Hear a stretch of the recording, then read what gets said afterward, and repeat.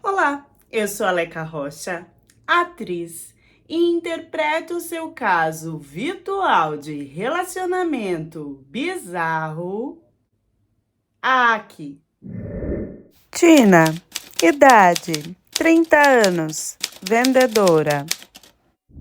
Sem mais delongas, eu dei um match em um indiano que morava em Dubai. Lá, a idade dele estava 35 anos e a minha 30, então tudo certo. Antes de arrastar pro ladinho e dar um match, eu fui dar uma olhada no Instagram dele que ele tinha escrito na descrição do aplicativo de relacionamento.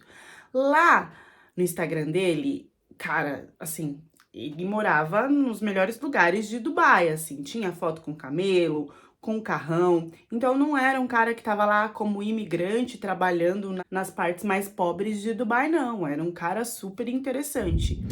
Raj, idade 23 anos, produtor. E eu tava naquela vibe de quê? Eu fazia muito isso. Quando eu tava assim, entediada, sem dinheiro, que eu não sabia muito pra onde ir, eu pegava e dava match em um gringo, começava a conversar, sempre algum estrangeiro que viesse para o Brasil, porque eles sempre querem alguém para, tipo, mostrar os lugares, uma pessoa simpática, alegre, uma menina bonita, e que sim, na maioria das vezes vai rolar um vucu-vucu ou não. E aí eu saía de graça, porque eles pagavam tudo, eu mostrava os melhores lugares que eu não poderia ir por minha conta, ficava elas por elas. E eu tava pensando nisso com esse indiano de Dubai, porque ele tinha escrito também na descrição que estava vindo para o Brasil e na época do carnaval.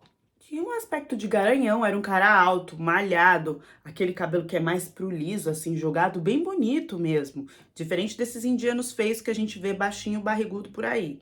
Falei, o cara tá vindo pra curtir, vamos curtir. Só que assim que eu comecei a falar com ele, eu percebi que não. Na verdade, ele já deixou claro de primeira que ele só queria uma amizade, alguém para mostrar mesmo, acompanhar ele nos lugares. E me parecia um pouco tímido perto do que da imagem que ele passava nas fotos. Depois que a gente fez uma chamada de vídeo, aí que a nossa conversa esfriou mesmo. Porque assim, ele era tão tímido que na chamada de vídeo, sei lá, ele falou hi, eu falei hi. Aí eu olhava para ele, ele me olhava e fazia e, tipo, não falava mais nada. Eu acho que a gente ficou uns 2 minutos assim, e eu sabia falar inglês e ele também sabia falar inglês. É que ele era tímido mesmo. E aí a gente desligou a chamada, eu falei, nossa, que negócio estranho, porque eu tava super motivada, achando que era aqueles caras que já vinha pra cima, sabe? Então, o contato foi cortado total. Eu nem lembrava mais o dia que ele viria, era um mês depois, alguma coisa assim, pro Brasil. Tava lá, deixei lá a foto no meu WhatsApp. Quando de repente eu lembro que acho que 1 hora da manhã, assim, um mês depois, o meu telefone começou a vibrar freneticamente e era ele, desesperado, falando que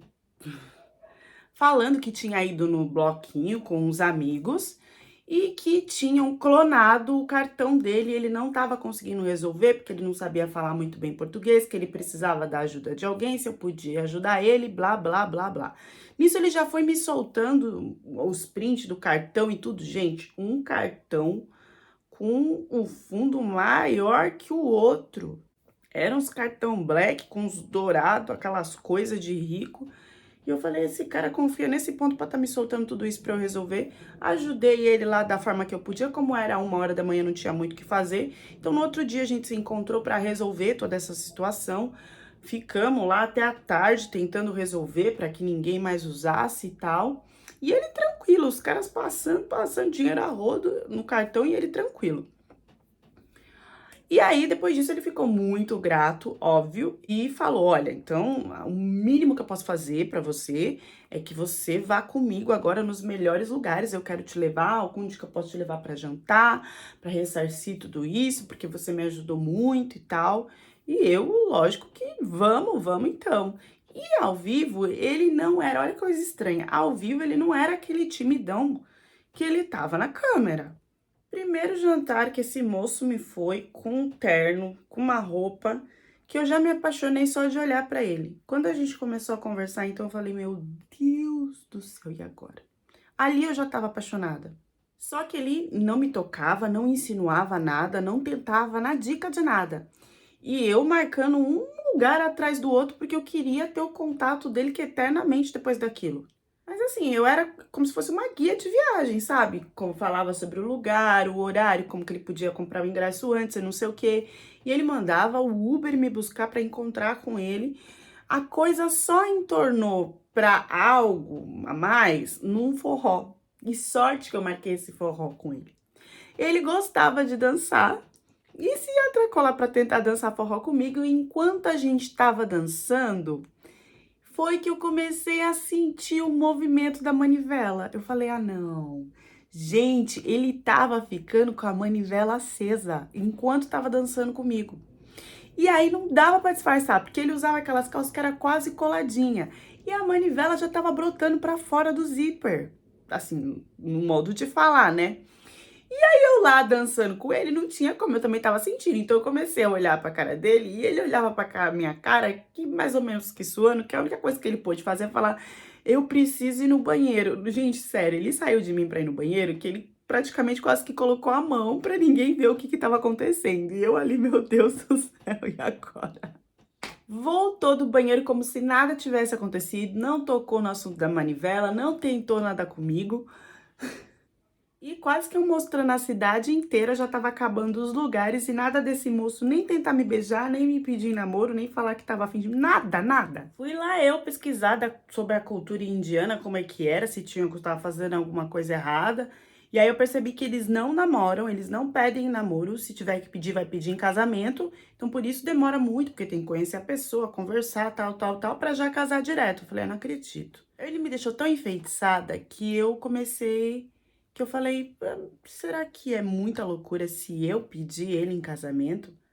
Porque a gente já tava há um mês se vendo praticamente todos os dias, trocando olhares, rindo, ele só não falava nada. Com um mês e meio de trocas e trocas durante toda a noite, mas encontros durante o dia, a tarde e nunca à noite, sempre tinha hora que ficava os dois se olhando assim, que não se tinha o que falar. Eu falei, não, eu preciso, eu tô passando mal, eu tô com ansiedade, esse moço não mostra nada, eu vou fazer, eu decidi marcar um piquenique com ele. E no piquenique, sei lá como, eu ia dar um jeito de pedir ele em casamento, e se ele, sei lá, achasse muito estranho, eu ia falar que era brincadeira, mas se não, eu também já ia eu tava desse jeito, eu já ia na onda, se ele levasse a sério. Mas, gente, aquilo foi me dando um suor, um calafrio, um negócio, porque imagina que loucura que eu tava fazendo, onde é que eu tava com a minha cabeça? Não sei, mas era lá que a cabeça tava indo.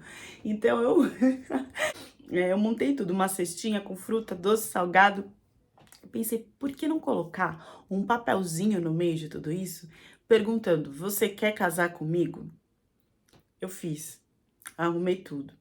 Aí não tinha coragem de sair de casa. Aí depois peguei coragem de sair de casa. Encontrei com ele. Aí eu ficava com medo de pensando em tirar o papel antes dele ver.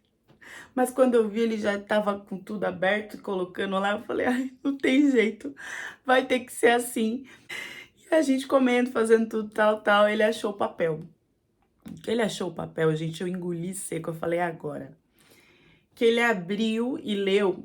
Aí ele olhou o papel, olhou pra mim e falou: tem um papel aqui. Eu falei: é seu pra você, eu que fiz. Aí ele falou: é pra mim? Eu falei: é.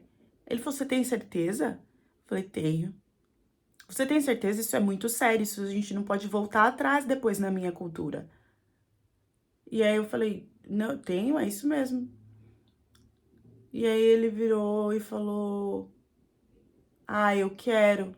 Eu tava com vergonha de falar sobre isso, porque eu sei que vocês aqui não casam desse jeito, mas eu senti que você é uma menina diferente, eu quero muito ficar com você. Gente, eu jamais pensei que o cara fosse reagir desse jeito. Eu pensei que ele fosse falar que eu era louca, sei lá. Ele reagiu do jeito que eu queria, do jeito que eu sonhava. Eu falei, não, isso não pode estar acontecendo. Então a gente vai se resolver pra casar? Ele, sim. Só que tem uma coisa que eu tenho que te falar. Eu falei, o quê?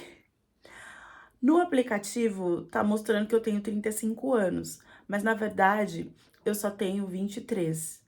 E eu com 30. Eu falei, não, aí não dá, não, desculpa, então isso que eu fiz foi errado. Não, agora você já fez, você já falou, agora... Não, mas você só tem 23 anos. Não, mas não, isso não é a idade, isso é a questão da gente se comprometer a ter uma relação séria, e eu quero e não sei o quê. Eu tinha preconceito com isso, gente, e na hora isso mudou na minha cabeça. Tanto que eu nem cogitei em pensar que como que aos 23 anos ele morava em Dubai e tinha negócios tanto lá como na Índia, com 23 anos. Depois disso, a gente começou a brincar, rolar no mato e não sei o que, e veio todo o contato. E aí ele derrubou ketchup na blusa dele, ele tinha uma reunião à noite, tava preocupado. Eu falei, não, deixa que eu lavo, vamos comigo em casa, a gente resolve, que não sei o que. Óbvio, né, gente, ele podia lavar na casa dele, podia ir numa lavanderia, mas aí você sabe como a desculpa vem nessa hora quando a gente quer se envolver mais, você sabe como que é, né, no começo, primeiro de tudo. Então ele foi pra minha casa pra eu lavar a camiseta dele, pra eu lavar a camisa dele, porque eu era a única que podia fazer isso, era a única que ia conseguir, não é mesmo, gente? Então eu fui. Então a gente foi chegando lá, aquele homem me tira a camisa, eu falei, nossa, você me pira a cabeça. Não, não falei, foi só na cabeça. Gente, ele não parecia ter 23 anos. Eu dava, sei lá, uns 28, 29. E de maturidade eu dava mais que eu, 36, 37, 38. Não entendi, mas continuei. Peguei aquela camisa, falei, bom, vou lavar. E resolvi fazer charme lavando no tanque. Óbvio que esse moço veio junto comigo. E quando eu vi, eu estava sentada nesse moço em cima do tanque, lavando toda a roupa, não era só a camisa. Aí a gente começou a só lavar tudo em cima do tanque. Quando ele veio pra cima de mim, eu tava como, tipo, sabe, tirando a mangueira pra colocar, porque assim, meu tanque tem a torneira, que você coloca a mangueira pra lavar tudo, né? Então, eu tava com aquela mangueira ligada, aí o moço veio pra cima de mim, aí foi mangueira na cara, mangueira pro outro lado, e a mangueira dele também. Quebramos os pezinhos do tanque de tanta roupa que se foi lavada. Saindo dali, ele quis ficar comigo deitadinho. Falou, ai, não, eu quero ir pro seu quarto, eu quero ficar com você deitado, porque eu tô apaixonado, que não sei o que. O moço mudou. Mudou! Aí ficava deitado, me olhando, e tirava foto, e falava que eu era linda, e filmava, e que eu era maravilhosa, e queria uma foto da minha mão, e que queria uma foto da minha nuca, e não sei o quê. E eu lá toda seduzente, toda me achando. Nunca tinha vivido isso na minha vida. E do nada, na cama, depois disso, ele começou a se animar. Sentou assim, me colocou olhando o olho no olho dele e falava, ai, eu quero me abrir com você, porque eu quero saber do que você gosta.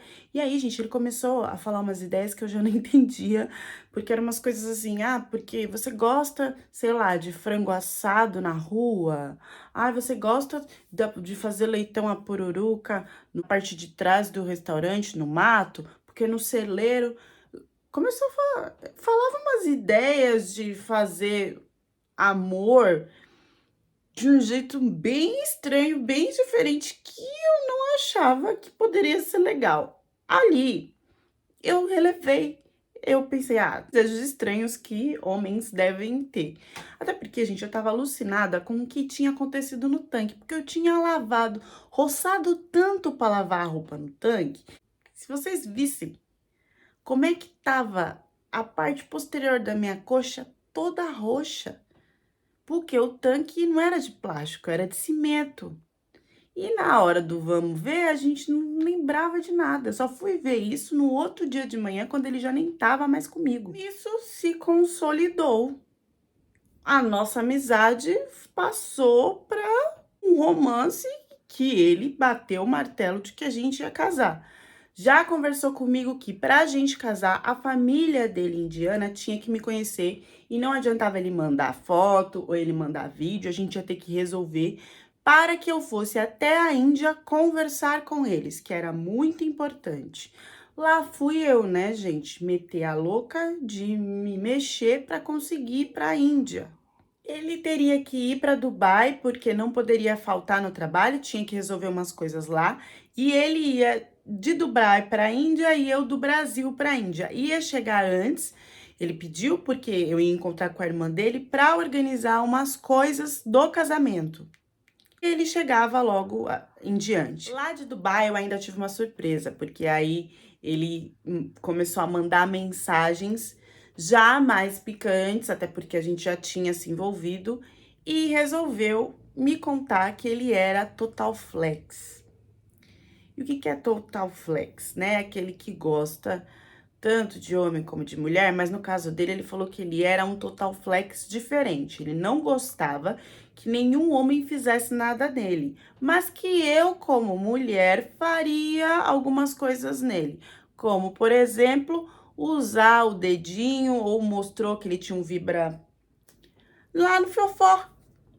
Agora vocês imaginem, eu numa chamada de vídeo, esse moço me falando normalmente que, eu tenho umas coisas assim de total flex, sei lá, você de repente colocaria pra mim. Tô te perguntando isso porque depois que a gente casar, não quero que você leve um susto e nem nada, mas você faria esse tipo de coisa? Eu fiquei envergonhada, mas falei, se é pra te fazer bem, se você se sente bem, a gente pode tentar. Pra mim, isso ainda tava dentro do limite, sabe, de uma relação. E nisso começou a sair umas perguntas absurdas, tipo, você faria a chuca voadora? Você descascaria o pepino numa perna só? Só faltou perguntar se eu andaria pelada no meio do deserto, né?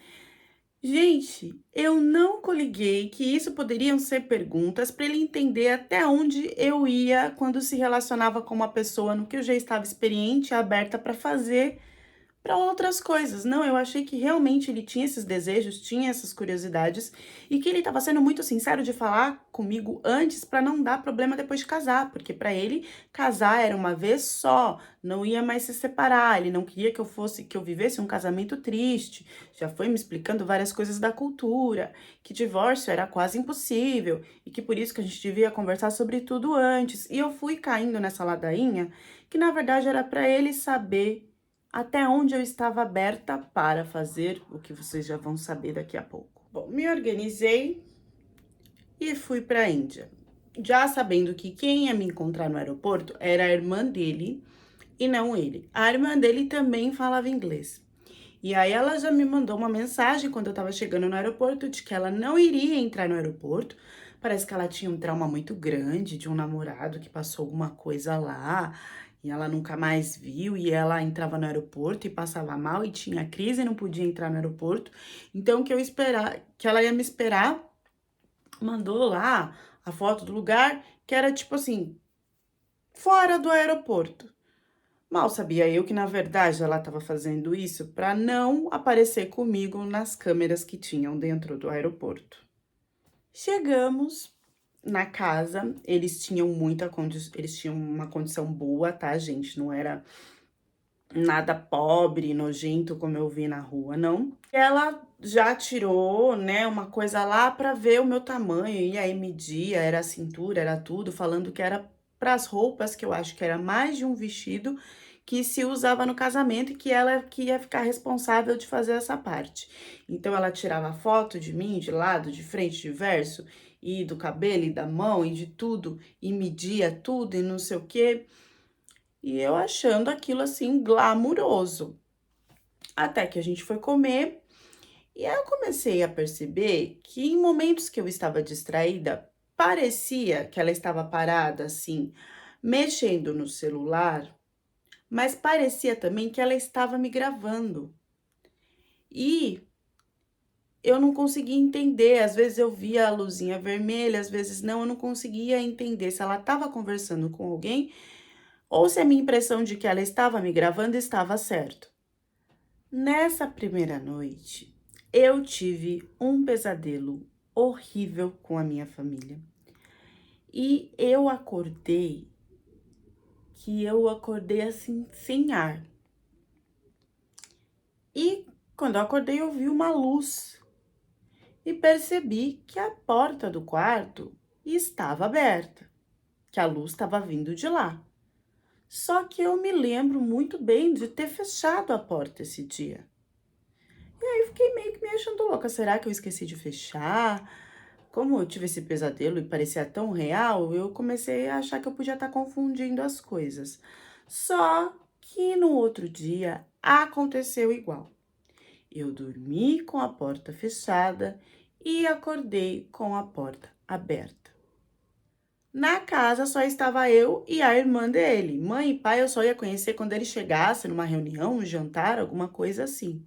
Para piorar, a irmã dele me veio com os papéis, que estava tudo em indiano, eu não entendia nada, que diz que já tinha sido mandado pelo irmão dela e que eu teria que assinar, que era o acordo para a festa do casamento e que não só o noivo assinava, como a noiva também tinha que assinar. Gente, era uma papelada.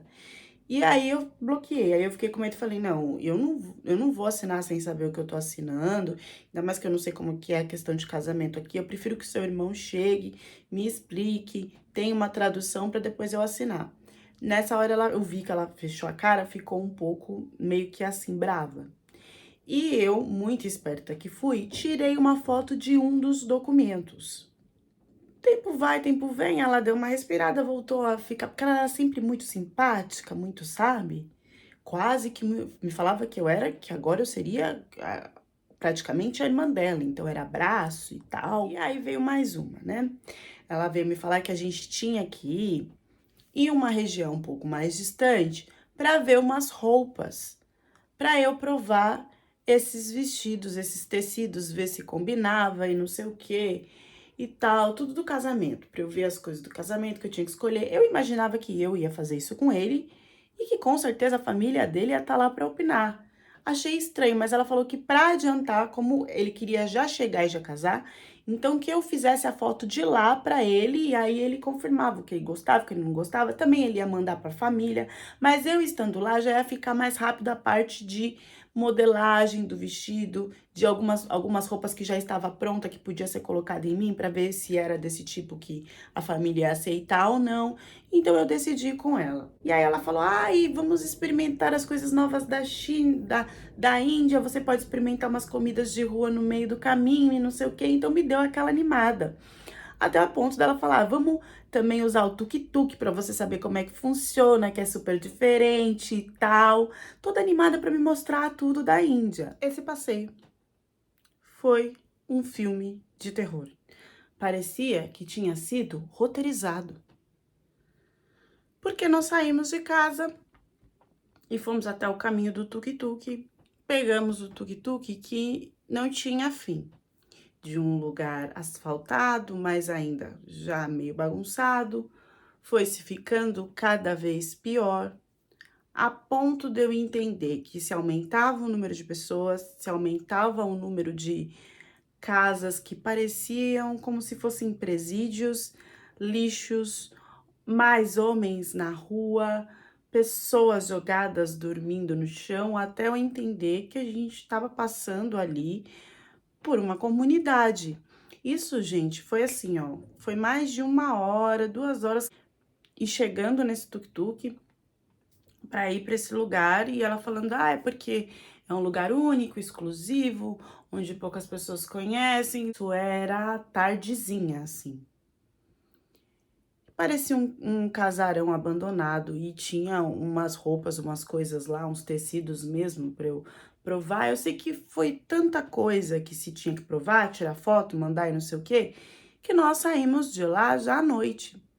E conforme a gente entrou no tuk-tuk para sair para voltar, eu já vi que tinha uns caras estranhos de motoca andando em volta quando a gente entrou. Quando a gente entrou, que o tuk-tuk começou a andar, esses caras eles começaram a seguir a gente. E o tuk-tuk, não sei por que o motorista, eu achei que estava comunado com eles, ficava dando volta e esses caras seguindo, a ponto do motorista começar a andar devagar e esses caras chegarem a encostar em mim, a tentar encostar com a mão, entrar pelo tuk-tuk, tipo, isso tudo eles andando bem devagar, assim, um do lado do outro. E eu falando pro cara acelerar, e eu só falava em inglês, eu não entendia nada, e eu falando pra ela falar em indiano, e ela meio que falava e não falava, e começou uma gritaria, um medo, porque tava muito na cara de que aqueles caras queriam fazer alguma coisa muito ruim com a gente. E eles falavam, eu não entendi o que era, mas dava pra entender que era tipo como aquelas... O cara tivesse te desejando pra te comer, sabe? Gente, foi horrível. E eu acho que isso durou, assim, uns 10 minutos. E eu desesperada e falando com ela, mas o que que tá acontecendo? Porque se isso é tão perigoso, por que que você me trouxe até aqui? E, e eles não deixaram de seguir a gente, eles continuaram seguindo a gente até metade de um caminho. E depois desse caminho, o cara do tuk-tuk parou. Eu falei, meu Deus, como que ele tá parando aqui do nada com um monte de cara perseguindo a gente? o- que loucura! E eu falando tudo isso pra ela, ela meio que não escutava se falava de se desentendida e também ficava com medo. E eu, gente, o que que tá acontecendo aqui, pelo amor de Deus? Eu sei que quando esse cara parou, esses caras que estavam na moto, que tentaram tocar na gente, que gritavam coisas, enfim, eles desapareceram. E aí que eu fiquei mais confusa ainda, porque o jeito que eles envolveram ali, a gente tava muito na cara de que eles queriam que o tuk-tuk parasse pra pegar a gente pra fazer alguma coisa ruim. E por que então, quando o tuk-tuk parou, eles não fizeram nada? Todo mundo, o motorista, eu e ela, ficamos sem entender nada. O motorista disse que parou por instinto, que talvez ia enfrentar todos os caras, assim ela me traduziu. E voltamos para casa, eu desesperada, mandando mensagem, falando tudo para ele que tinha acontecido. E ele desesperado do outro lado, falando que já estava chegando no outro dia na Índia e que ia comigo na polícia para fazer depoimento e tudo, tudo tal. Ele chegou, eu ainda estava muito afobada com tudo isso. E em nenhum momento ele falou, vamos até a delegacia fazer o depoimento que ele tinha prometido. Ele tentou me envolver com presentes que ele tinha trazido de Dubai e depois me levar para belos restaurantes e lojas e coisas e não tocava na questão de ir fazer o depoimento. Eu achei isso muito estranho.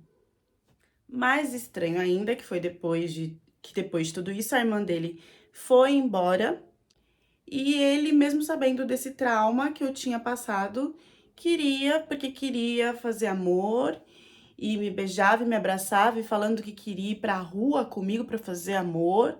E eu não entendendo, explicando pra ele que eu tava num país estranho, que eu tava num país estranho, que eu não tava me sentindo bem, que depois do que tinha acontecido à noite, como assim eu ia pra rua com ele, qual segurança que eu ia ter pra fazer amor, o que que tava acontecendo, que eu já não tava entendendo mais nada.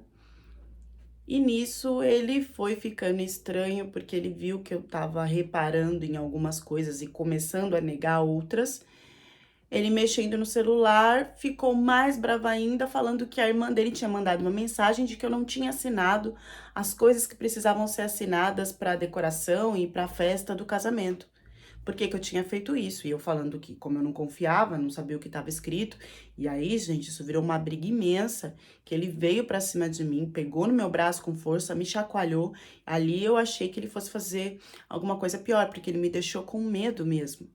Logo depois ele voltou ao normal, pediu desculpa, disse que estava muito estressado com tudo que estava acontecendo, que isso jamais ia acontecer, beijou os meus pés, as minhas mãos e ficou por isso mesmo. Mas eu fiquei encucada de ele não fazer a denúncia e agora encucada de por que que ele tinha ficado tão bravo de eu não assinar aqueles documentos.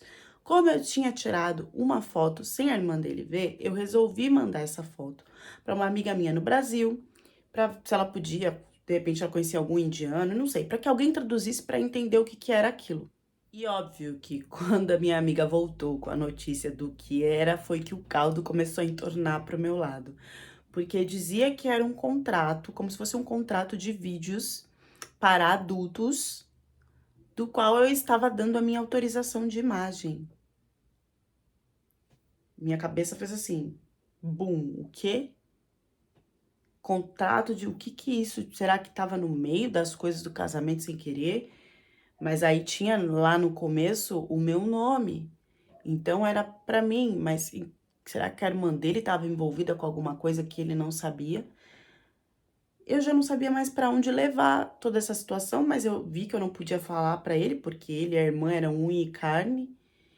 E aonde que eu ia descobrir o que estava acontecendo? Isso com esse homem todo apaixonado, que não me soltava, que não sei o quê, que estava querendo as tais das fantasias que ele queria fazer porque queria. A única coisa que eu podia tentar era ver no celular dele, mas ele não me dava acesso de jeito nenhum. Depois eu vi ele tirando um laptop, aí vi que ele tinha um laptop, então podia ser que tinha alguma coisa lá, mas como que eu ia ver na frente dele? Eu não sei.